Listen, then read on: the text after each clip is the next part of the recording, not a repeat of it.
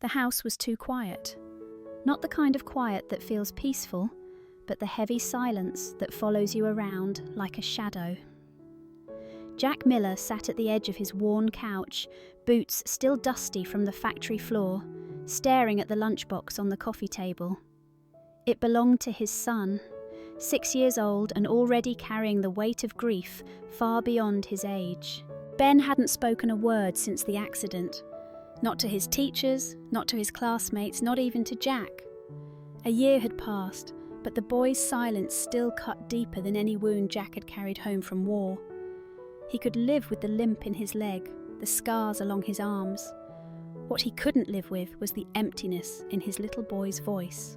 Every morning was the same. Jack would lace up his boots, pour a black coffee into a chipped mug, and glance toward the hallway where Ben would appear, small backpack hanging from his shoulders.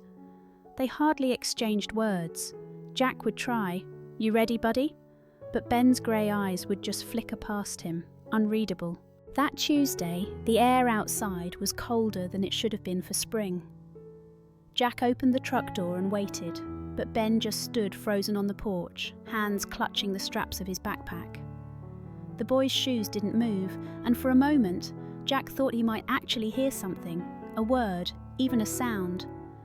But nothing came, only the rustling of leaves across the yard. "Come on, Ben," Jack urged, his voice rougher than he meant it to be. "We're going to be late." Still nothing. Jack felt the familiar frustration rising, not at his son, but at the unfairness of it all.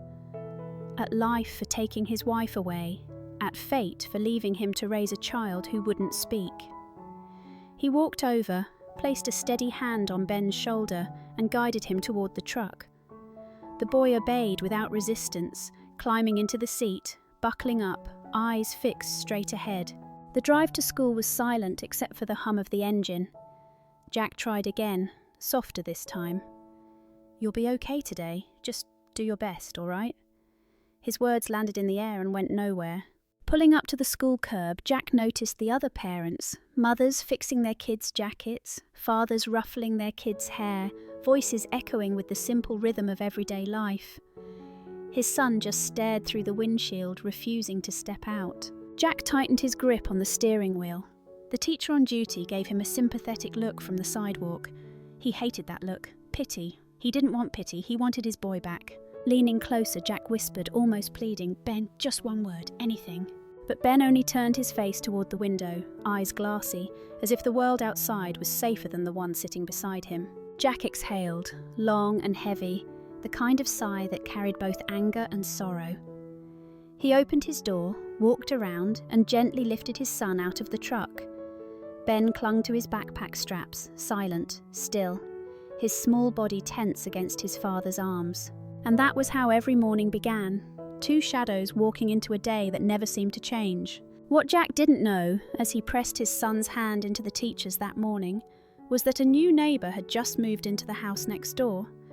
And sometimes the smallest shift in life, a new face, a quiet melody, can turn silence into something else entirely. That evening, Jack pulled the truck into the driveway, the tyres crunching over gravel. The house next door, which had been empty for months, was alive with movement. A moving van sat in the drive, and cardboard boxes lined the porch.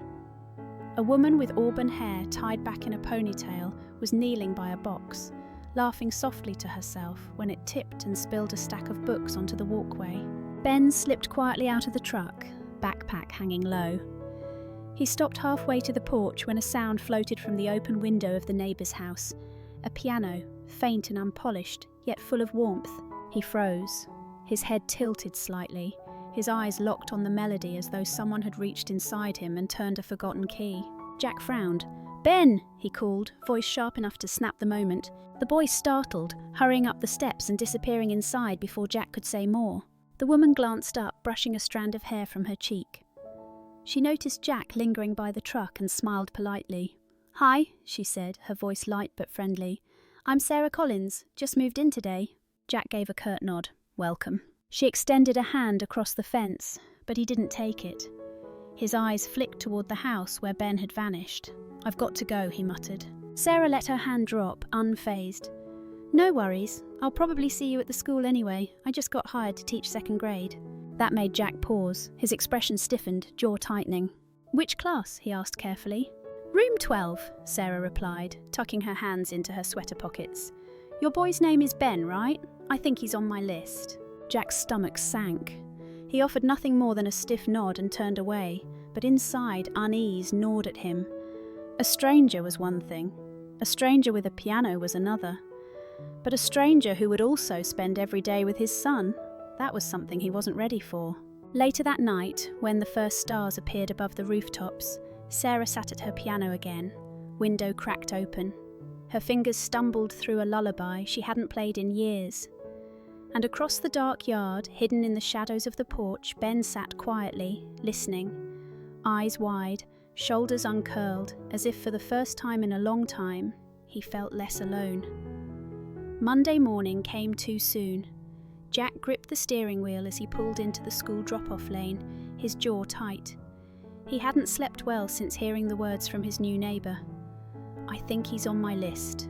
In the passenger seat, Ben clutched his backpack, knees pulled up slightly as though he wished he could disappear into the fabric. Jack tried again, his voice softer this time.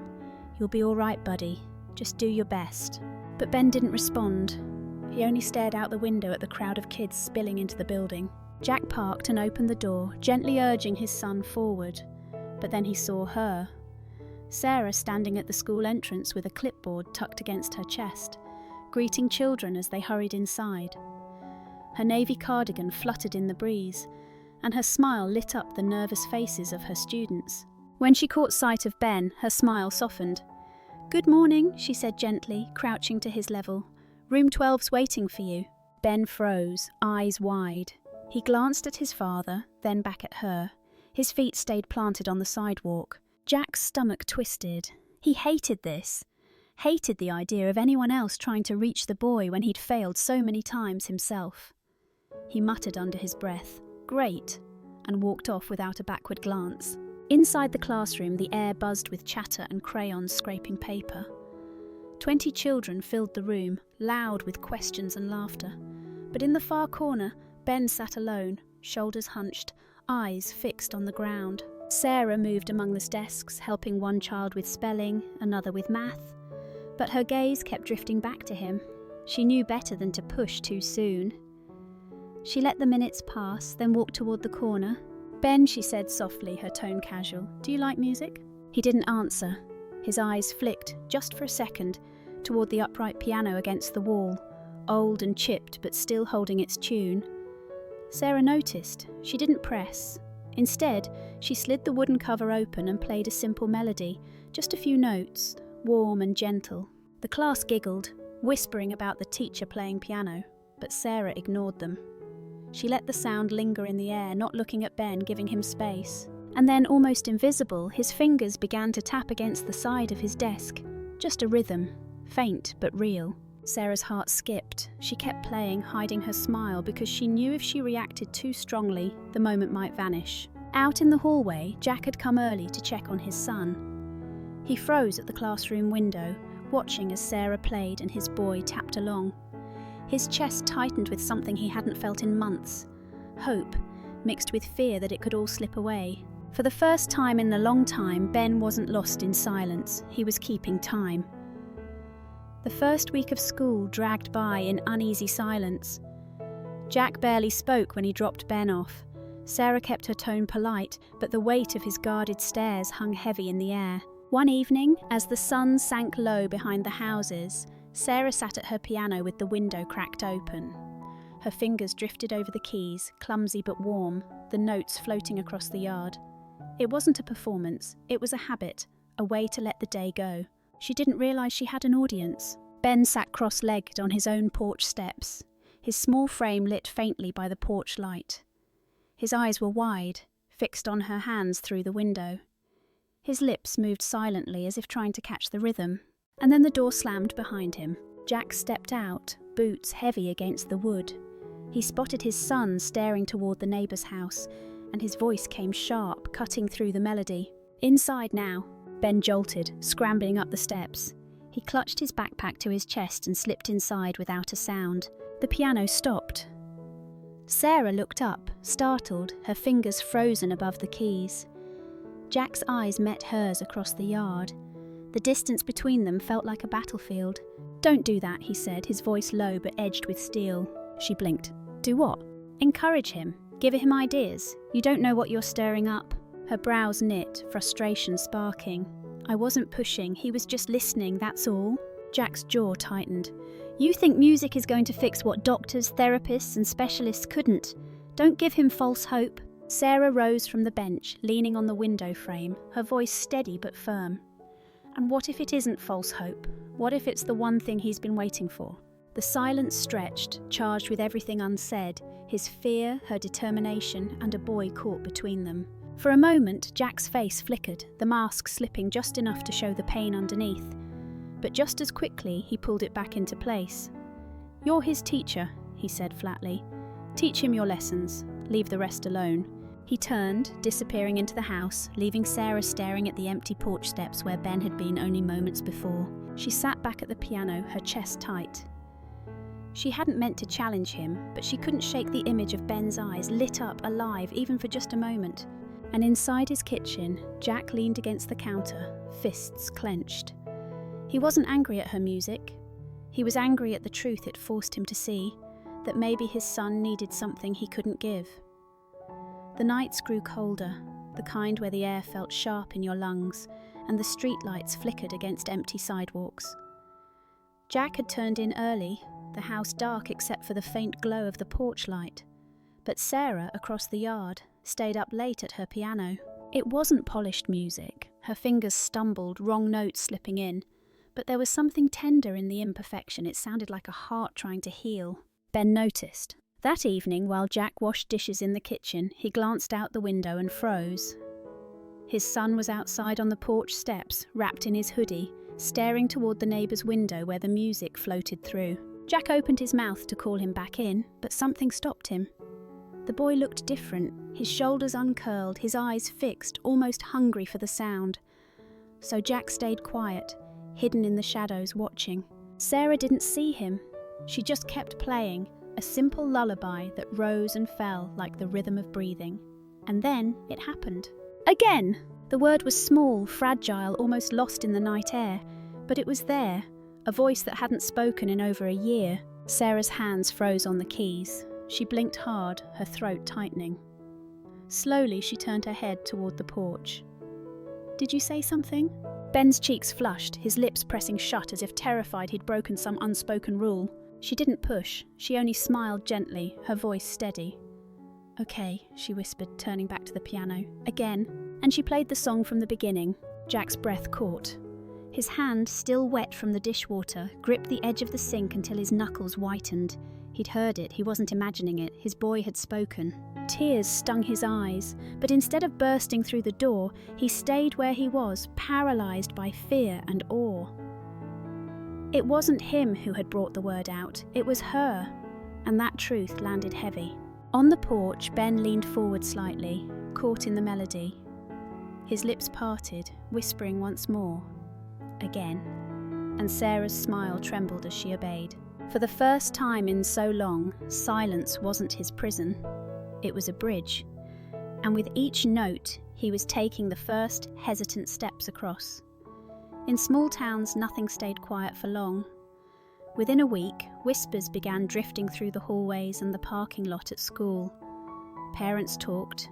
Some said the new teacher spent too much time with one boy. Others wondered why she dragged out that old piano every chance she got. To them, it looked like favouritism. To Sarah, it was survival. For Ben. One afternoon, the principal called her into his office. The blinds were half drawn, dust floating in the sunlight.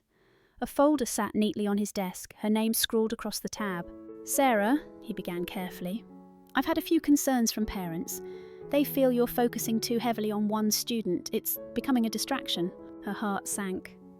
With respect, he isn't just any student. He hasn't spoken in more than a year. But he's trying. He's writing. He's listening. The principal held up a hand. "I'm not saying you don't care, but you need to understand. If this continues, we may have to move him to another classroom. Or move you." The words hit harder than she expected. move her, take her away from the one child who had finally whispered life back into the air. She swallowed hard and nodded, forcing out a polite, "I understand." But as she left the office, her chest burned. She couldn't let them separate her from Ben, not now. Later that day, after dismissal, she found Ben still at his desk. The classroom was empty, the hum of the janitor's vacuum faint in the hall. He sat hunched over a piece of paper, pencil clutched in his hand. "Ben?" she asked softly. He didn't answer. Instead, he slid the paper toward her. On it was a rough drawing of a piano, stick figures beside it. 2 figures, one taller, one smaller. At the bottom, in shaky block letters, the word, "again." Sarah's throat tightened. She crouched beside him, eyes stinging. "You want me to play?" Ben nodded just once, small but sure. She folded the paper, slipping it into her bag as if it were gold. "All right," she whispered, smiling through the ache in her chest. "Again." That evening, outside the school doors, Jack waited by his truck. His eyes narrowed when he saw Sarah walking Ben out, the folded paper peeking from her folder. "What's this?" he asked sharply. Sarah bristled. "A drawing from your son." Jack's jaw clenched. He's been through specialists, therapists, doctors who knew what they were doing. And now you, what, think a piano is going to save him? Her voice rose before she could stop it. "It already has. He's speaking, Jack. He's trying. You're the only one who can't see it." The words hung heavy in the cool air. Ben climbed into the truck, clutching his backpack to his chest, eyes flicking nervously between them. Jack turned away, his face tight, but inside, his defences trembled. Because deep down, he knew she was right. By Friday, Sarah knew she was running out of time.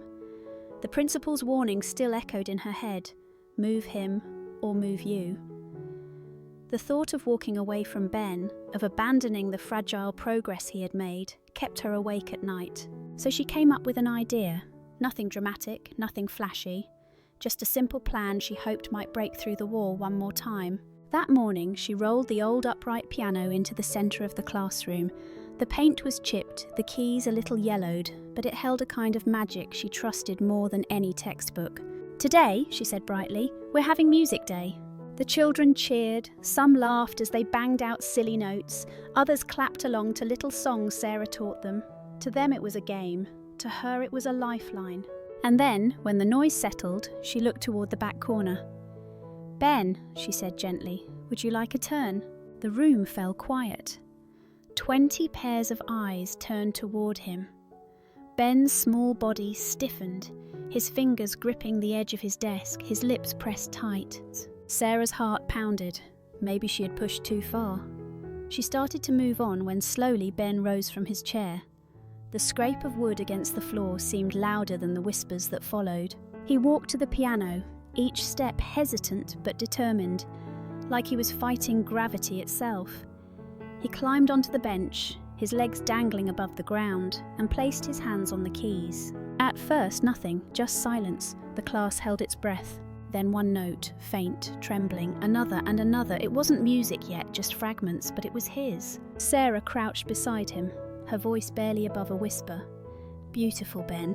Play what you feel." His fingers pressed another shaky chord, his lips parted, and for the first time in more than a year, words slipped out. Mum liked this. The classroom went utterly still, no giggles, no whispers, just the weight of a child's grief pouring into the room. Sarah's eyes blurred with tears. She laid a gentle hand on the edge of the piano. "She must have had wonderful taste," she whispered back. Ben gave the smallest nod, his grey eyes glassy. His hands lingered on the keys, as though touching something far beyond the classroom walls.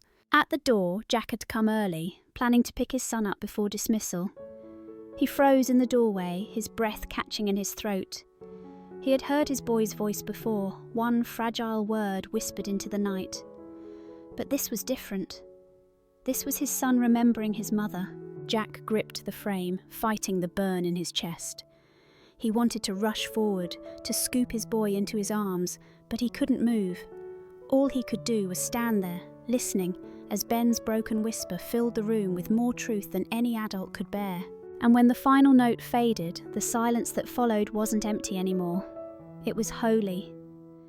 The weekend came with clear skies and the first real hint of spring. Jack had been quieter than usual since the moment in the classroom. He couldn't shake the sound of his boy's whisper, the way Ben's small voice had carried his wife's memory like a fragile glass. It haunted him in the best and worst way. And Sarah noticed too. When she stopped by on Saturday afternoon with a bag of books and a pie from the local diner, Jack didn't argue. He let her in, which for him was progress enough. Ben drifted straight to the piano in her living room, his small hands resting on the keys as if they belonged there. Sarah crouched beside him, smiling. "Want to show me what you remember?" He pressed a few notes, hesitant but sure. The melody stumbled, but it was music, real and alive. Sarah nodded encouragingly. From across the room, Jack watched, arms crossed, unsure if he belonged in this moment. He looked out of place, like a soldier dropped into foreign territory. Sarah caught his eye and grinned. "You know," she teased, "every good duet could use a third set of hands." Jack scoffed. "Trust me, you don't want me near that thing." Ben looked up, eyes bright, silently pleading. For the first time in months, his expression wasn't blank. It was expectant, hopeful. Jack's chest tightened. He couldn't say no to that face.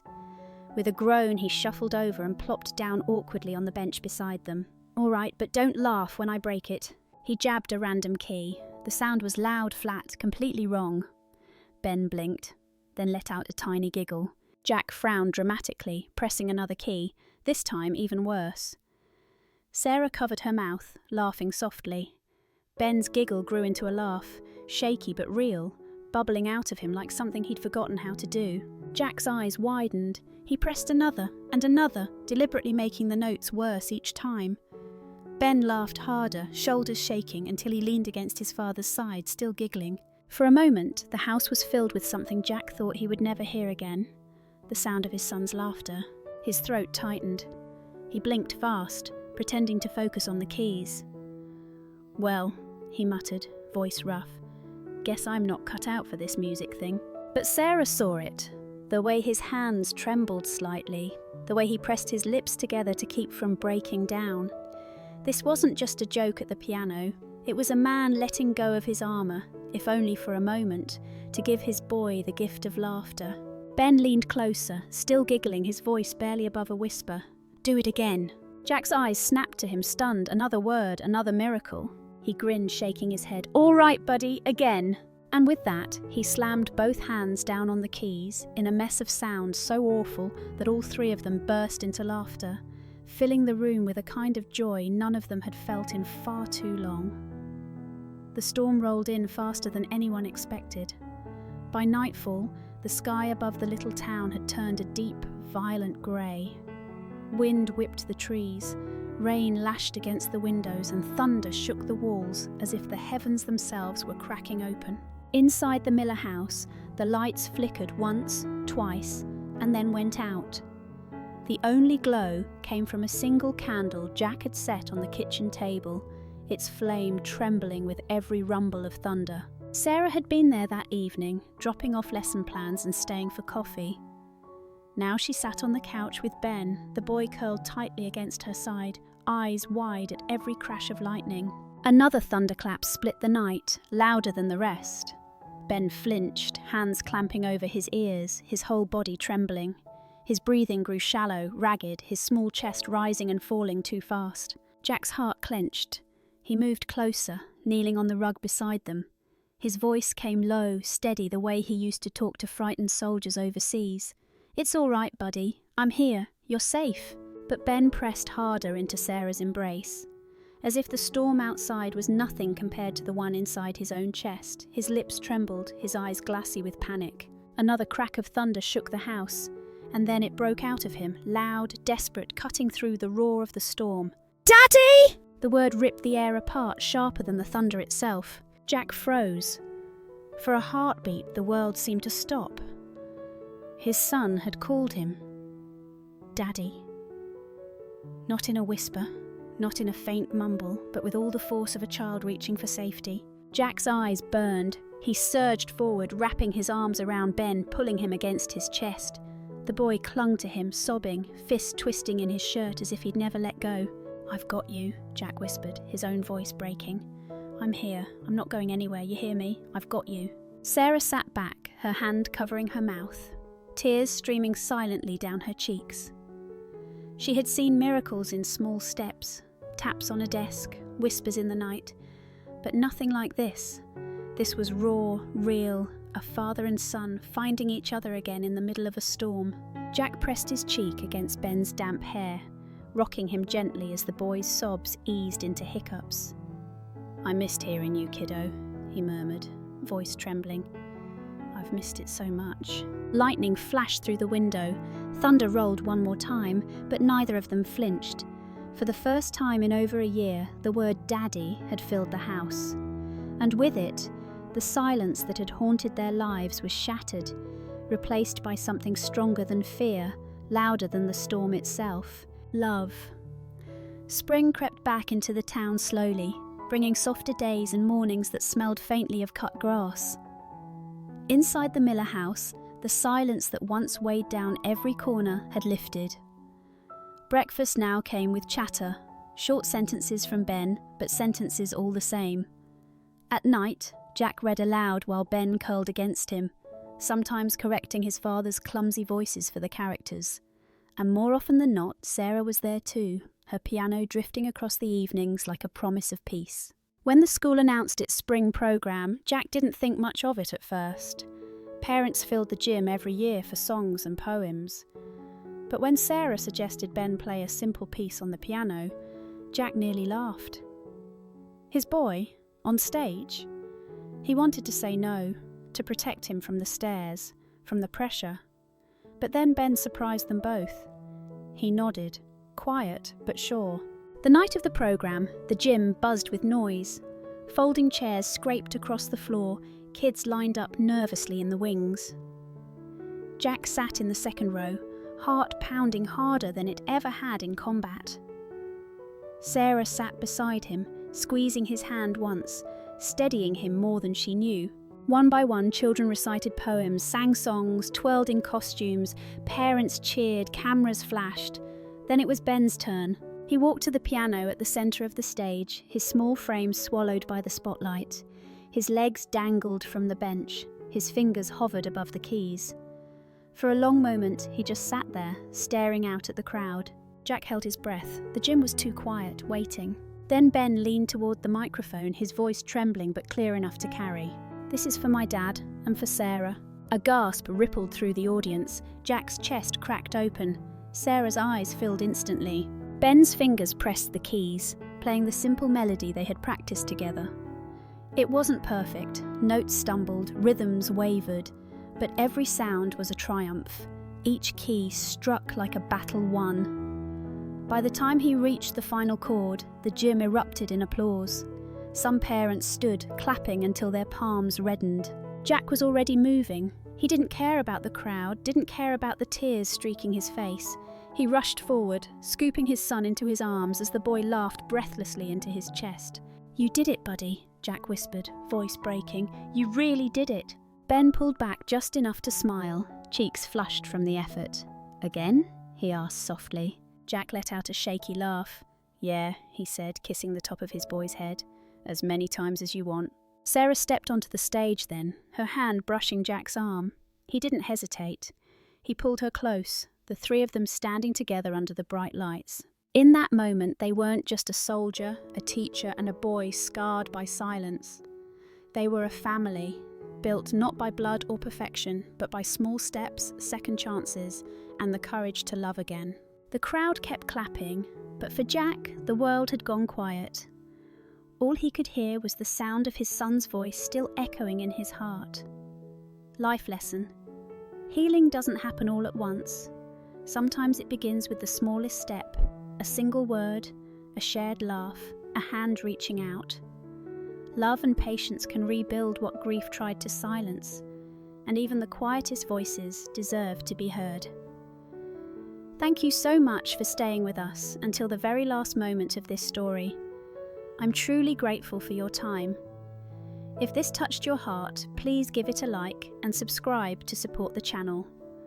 I'll see you again soon, right here on Rain Inside.